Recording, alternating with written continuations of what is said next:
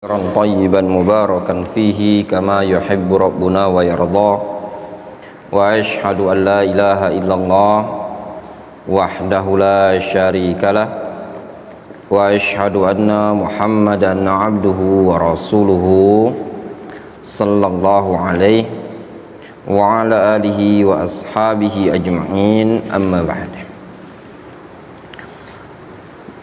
Kita lanjutkan masuk pada halaman 12. Asbab najahi muallimil Quran fi ta'limihi, sebab-sebab suksesnya seorang pengajar Al-Quran dalam pengajarannya. Hunaka asbab katsirah linajahi muallimil Quran. Di sana ada sebab-sebab yang sangat banyak untuk meraih kesuksesan seorang pengajar Al-Quran. Wa min dzalik, dan diantaranya adalah ayyukhlisa amalahu lillahi wahdah. Yang pertama, seorang pengajar harus mengikhlaskan amalannya hanya kepada Allah Subhanahu wa taala semata. Fal ikhlas sirrun najah. Ikhlas adalah rahasia kesuksesan. Di sini yang penting. Makanya kadang orang itu tidak sukses dalam pengajarannya, mungkin tidak ikhlas. Wa unwanul falah fid dunya wal akhirah, dan juga yang namanya ikhlas adalah tanda keberuntungan di dunia dan akhirat, alamat keberuntungan di dunia dan di akhirat. Fa atharul muallim ala tullabihi yakunu ala qadri ikhlasihi wa salahihi wa husni qasdihi. Lihat kata penulis buku ini, pengaruh seorang guru ya terhadap murid-muridnya itu sesuai dengan kadar ikhlas dan kesolehannya serta bagusnya niat seorang guru. Semakin ikhlas, semakin bagus, semakin soleh, dan semakin lurus niatnya, maka semakin berpengaruh terhadap pengajaran kepada murid-muridnya tadi. Jadi kalau ada pondok pesantren yang mungkin muridnya minim berhasil, ya mungkin bisa jadi gurunya kurang ikhlas dalam mengajar. Sesuatu yang kata para ulama berasal dari hati itu akan sampai kepada hati tersebut. Faman akhlasa kalamahu wa amalahu lillah falan yudayyi' Allah sa'yahu, atau falan yudayyi'illahu sa'yahu. Faman akhlasa kalamahu wa amalahu lillah, barang siapa yang mengikhlaskan ucapan dan perbuatan dia karena Allah Azza wa Jalla, falan yudayyi'illahu sa'yahu, maka Allah Azza wa Jalla tidak akan menyia-nyiakan usahanya dia. Allah Subhanahu wa taala, innal ladzina amanu wa 'amilus shalihat inna la nudhi'u ajra man ahsana amala. Kata Allah Azza wa Jalla, sesungguhnya orang-orang yang beriman dan beramal saleh, inna la nudhi'u ajra man ahsana amala, kami tidak akan menyia-nyiakan balasan bagi orang yang bagus amalannya. Itu sebab yang pertama. Jadi seorang pengajar dituntut untuk ikhlas dalam mengajar, ya. Jadi kami ustadz-ustadz ini dituntut ikhlas kalau mau muridnya berhasil. Yang kedua, ayastash'ira azimal ajr liman yu'allimul Qur'an, ya. Hendaknya seorang pengajar merasakan besarnya pahala bagi orang yang mengajarkan Al-Quran. Jadi seorang guru tahfidzul Quran, dia hendaknya ada istisyar, merasa ada pahala yang besar yang akan dia raih. Maka tatkala dia mengajar Al-Quran, di situ dia termotivasi bahwasanya di sana ada pahala yang akan diambil. Ya, silakan kepada yang ngantuk-ngantuk untuk berdiri, ambil posisi masing-masing, push up lah 10 kali dan berdiri. Ya, Amri Ya enggak? Antum enak disuruh berdiri, disuruh makan belimbing, atau makan jeruk nipis. Hah? Anak enggak ada. Ustaz Sarif untuk ngasih hukuman push up enggak? Untuk santri-santri. Biasakan mereka push up supaya olahraga, riyadhah. Katanya orang pada jiwa yang sehat terdapat, pada tubuh yang sehat terdapat jiwa yang kuat. Badanlah sehat, jiwanya loyo. Berdiri supaya tidak ngantuk. Siapa lagi ngantuk ini? Ngantuk? Push up. Kan sudah disuruh tidur siang. Tidur siang enggak? Push up. Antum tahu enggak? Anak ikut daras sama Syekh Abdul Muhsin Al-Qasim itu dari jam 5.40 pagi. Itu keluar dari Masjid Nabawi ke Raudhah itu anak lari. Untuk supaya dapat dari awal hadir di pelajaran. Selesai daras itu dari jam 5.40 sampai jam 10 pagi. Bayangkan. Kenapa anak setiap kali umroh itu anak berupaya untuk hadir di majelis para ulama? Anak mau kasih contoh untuk antum. Kalau gurunya antum ini tadi bukan orang yang cuma di sini muncul jadi ustad. Dari pagi itu sampai jam 10 anak tidak makan sama sekali. Duduk aja di tempat duduk. Sebagian tulab ketika itu anak lihat langsung ada yang capek duduk, berdiri mereka sambil pegang buku dari jam 5.40 pagi sampai jam 10. Selesai jam 10 pagi. Istirahat sebentar. Menjelang sholat zuhur, anak berangkat ke masjid lain. Pakai ongkos, bukan cuma dari atas ke bawah. Ke Masjid Qiblatain untuk menghadiri majelisnya Syekh Muhammad bin Hadi. Dari ba'da zuhur, anak kira cuma setengah jam. Kayak di Yaman kalau pelajaran paling setengah jam, 40 menit.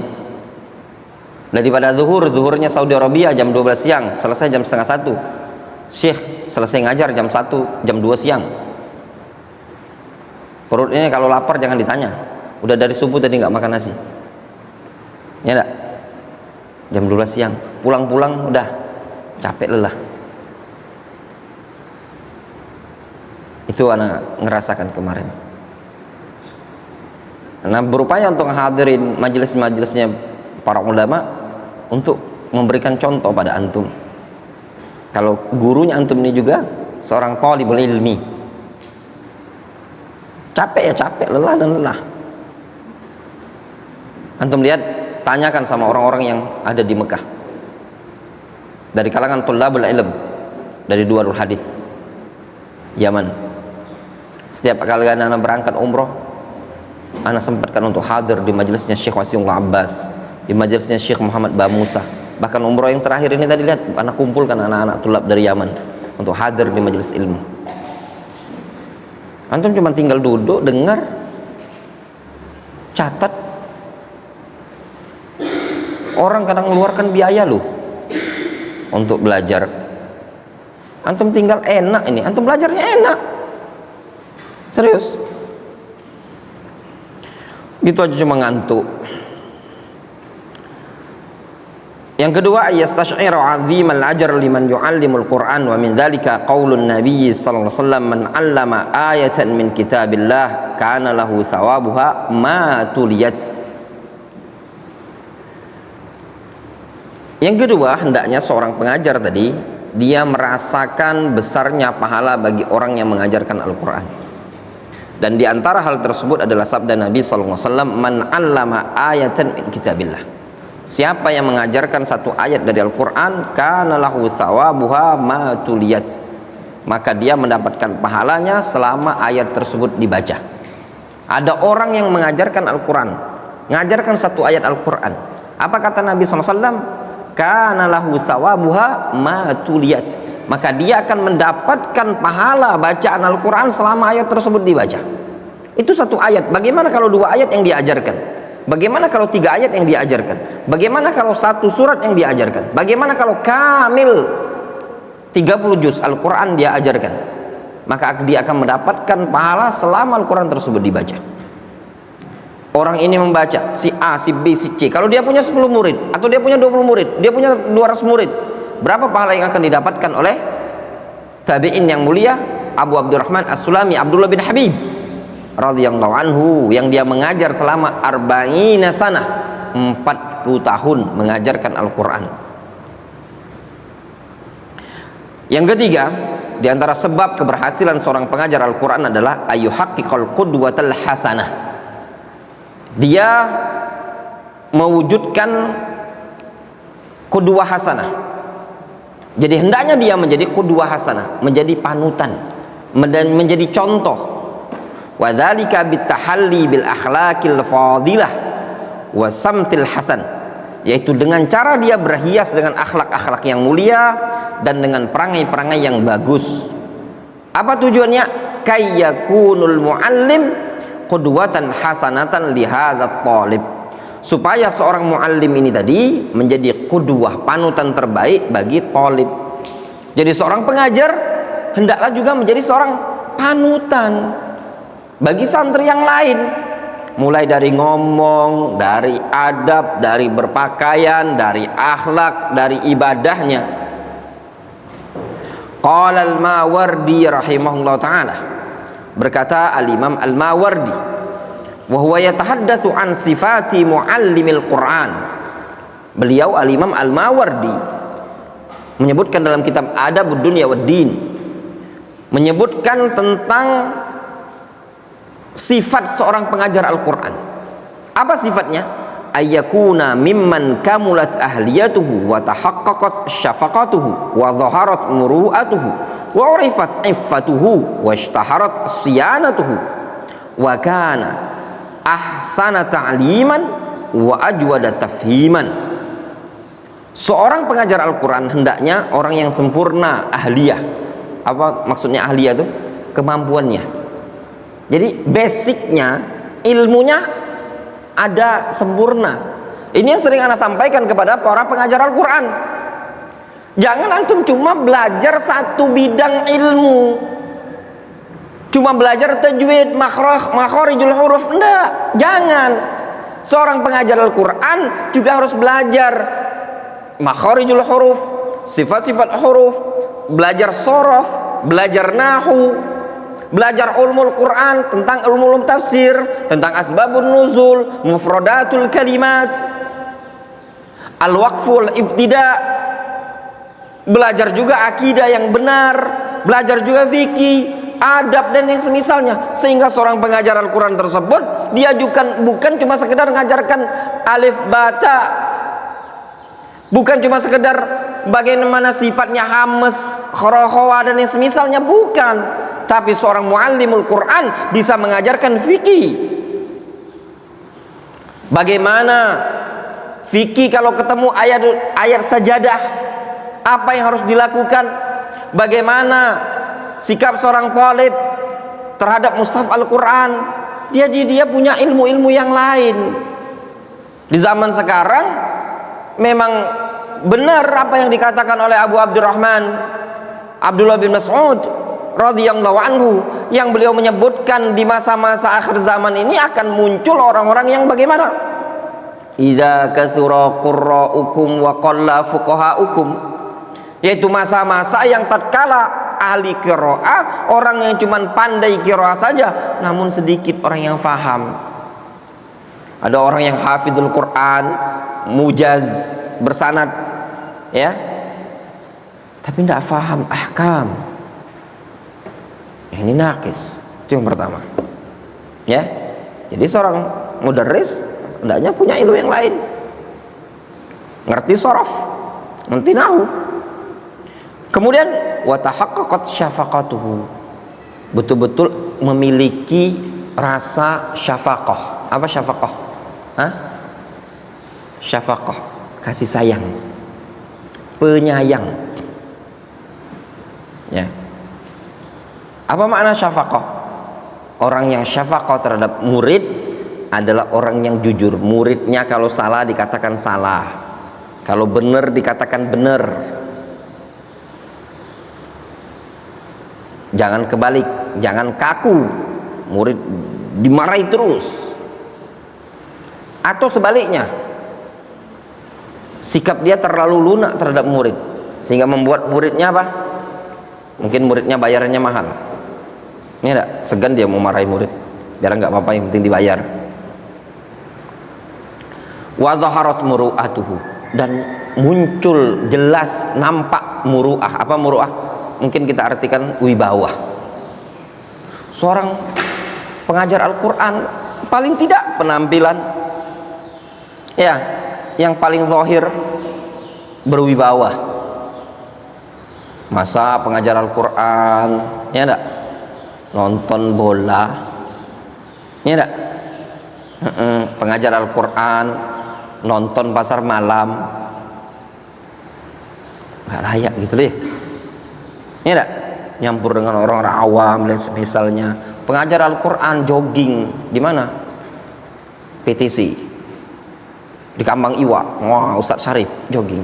Situ banyak orang ikhtilat, wibawanya runtuh, ya enggak?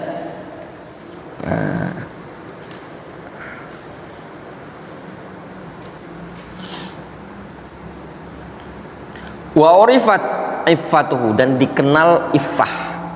Iffah itu menjaga kehormatan diri. Ya, di antara bentuk iffah itu tidak minta-minta, tidak ngemis-ngemis. Ya enggak? Washtaharat siyanatuha, dan masyhur ya penjagaan dia terhadap ilmu tersebut. Dan juga bagus pengajaran dan bagus pemahamannya. Jadi bagaimana dia punya metode yang bagus dalam mengajarkan, dan dia juga punya metode yang bagus dalam memahamkan murid-muridnya. Jelas? Kemudian yang keempat, ayyatahalla bis sabr ma'at talib. Nah, ini juga seorang pengajar hendaknya berhias dengan kesabaran bersama santrinya. Sabar ya, jangan gampang-gampang ngusir santri ya. Alhamdulillah kita sekarang ini tidak gampang-gampang lagi ngusir santri ya. Kalau dulu dah salah sedikit untalkan, salah sedikit untalkan. Tapi kalau penyakitnya tidak bisa diobati, daripada nanti menjalar ya enggak, kami potong daripada dibiarkan masih mau tobat lah kira-kira, masih ternyata dia, daripada nanti berpindah virusnya ke yang lain, maka kita kasih, tidak kita jelekkan, hinakan, kita akan alihkan ke tempat karantina. Alhamdulillah kita sudah punya pondok pesantren untuk menampungi antum-antum yang kira-kira tidak kuat lagi belajar di sini. Di mana tempatnya? Ada di Talang Jambi, Masjid Darussalaf bersama Ustadz Mugiro. Ya, insya Allah itu Ustadz yang sabar untuk menangani, mengobati santri-santri yang kira-kira di sini teka, paham teka, akan di sana gratis, aman, insya Allah. Gemuk badan antum di sana, difahami? Kira-kira antum kalau udah nggak kuat lagi belajar, Ustaz, kayaknya aku nggak kuat lagi belajar, insya Allah kami pilih. Kalau ispar itu, kalau polisi itu ini yang agak level tingginya, kalau yang agak nggak gugur-gugur di sini kita pindah sana. Tidak kita usir ke tempat umum, ya. Qala An-Nawawi, berkata Al-Imam An-Nawawi, wa yujri muta'allim majra waladihi fi syafaqati alaih. Nah, di antara adab seorang pengajar, dia memposisikan muridnya sebagai posisi anak dia sendiri dalam hal kasih sayang. Ya, ibarat anak sendiri, tapi sayang. Ustadz Syarif belum punya anak, jadi beliau belum merasakan gimana punya anak.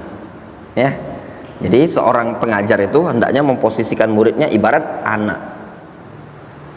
Anak juga kalau sudah tahu posisinya sebagai anak, nurut, ya enggak? Faham? Kalau nggak mau nurut, ya orang tua terkadang memberikan hukuman, ya enggak?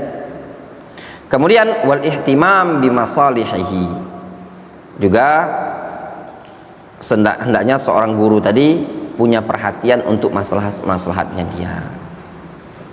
mana yang tepat, dibimbing, ini yang benar, ini yang bagus gitu. Wasabar ala jafaihi, dan juga sabar terhadap kekasaran, kekakuan seorang thalib. Sabar dulu, ya enggak?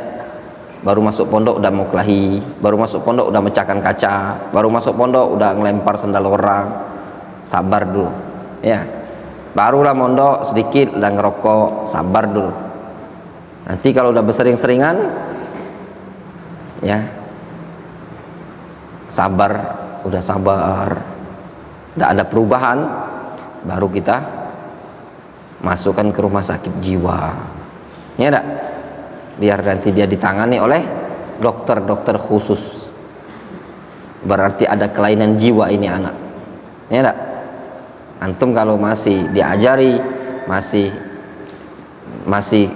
kayak tantrum tidak mau nurut, berarti antum ada kelainan jiwa. Maka kita akan daftarkan di rumah sakit jiwa. Mau? Hah? Kemudian wasui adabihi, seorang pengajar hendaknya sabar terhadap buruknya adab seorang thalib.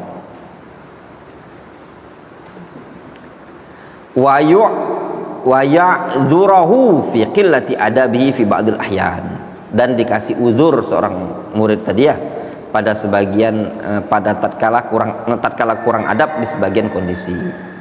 Kasih uzur lah. Contoh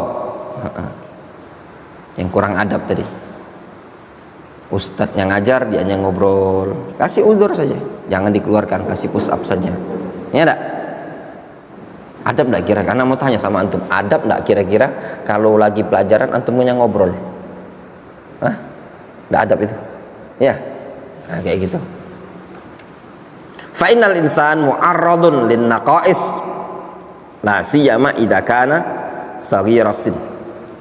Karena seseorang itu memang tempatnya banyak kelalaian, banyak kekurangan. Terlebih lagi kalau dia saghirasin, umurnya masih anak-anak kecil, masih muda. Jelas?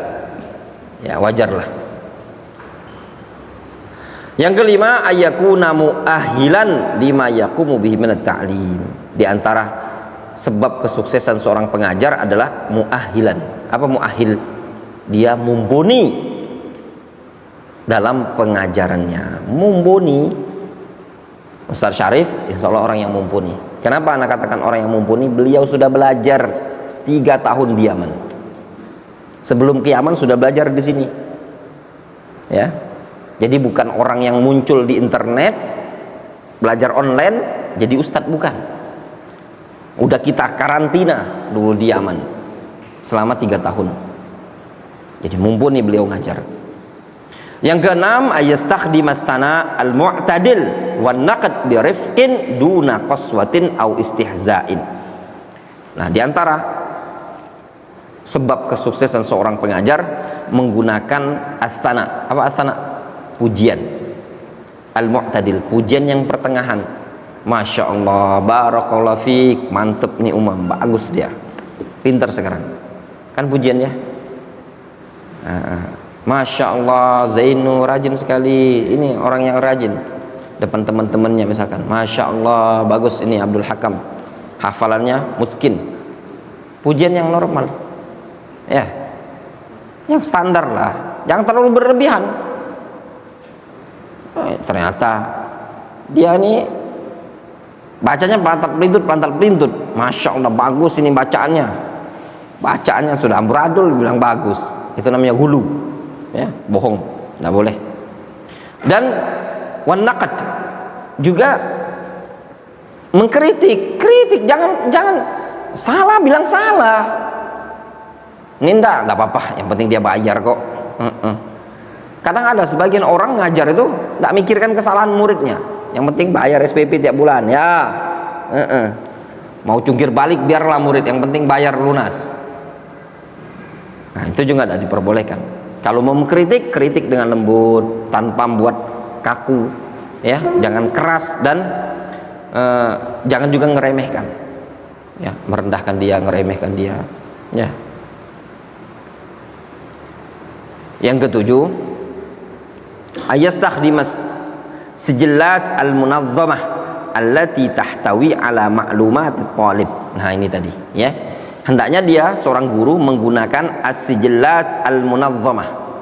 Sijillat munazzamah itu daftar, apa namanya, buku yang anu itu, yang antum anu ya anak-anak itu benar salah apa, mutaba'ah ya, sijillat al-munazzamah. Jadi seorang guru menggunakan apa, sijillat ya, catatan yang memang tersusun. Catatan tadi mencakup maklumat thalib, pengetahuan seorang murid. Oh, ini sudah hafal sekian juz, ini sudah hafal sekian juz, ini ada kurangnya, ini begini ya. Inda iltihaqihi fil halqah, ketika dia gabung di halqah. Jadi ada tadi. Tujuannya apa? Limutaba'ati tahassunihi wa mu'alajati dha'fihi, dalam rangka untuk mengecek bagus dan menangani kelemahan dia.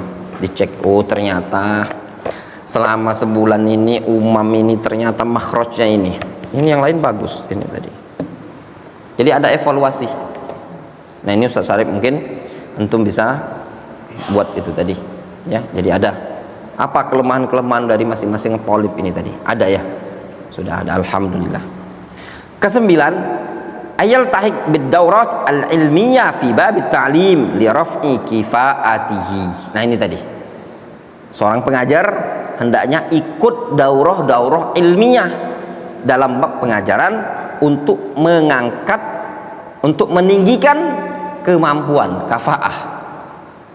Nah, kemarin sudah dipraktekkan sama Ustaz Syarif, ikut daurah yang diadakan oleh kedutaan Saudi Arabia di Bandung. Ana saja belum pernah, beliau sudah ikut ya. Nah itu tadi, insya Allah memang kita akan programkan di daurah hadis ini para pengajar untuk kedepannya, insya Allah akan selalu kita ikutkan ke daurah-daurah pembekalan ya, itu tadi insya Allah ta'ala. Wallahu ta'ala al-mushaf. Nah ini tentang guru-guru yang sukses, bagaimana kiatnya. Adapun setelahnya bagaimana cara mengajarkan Al-Quran ya. Wallahu ta'ala al-mushaf. Naktafi bihadza.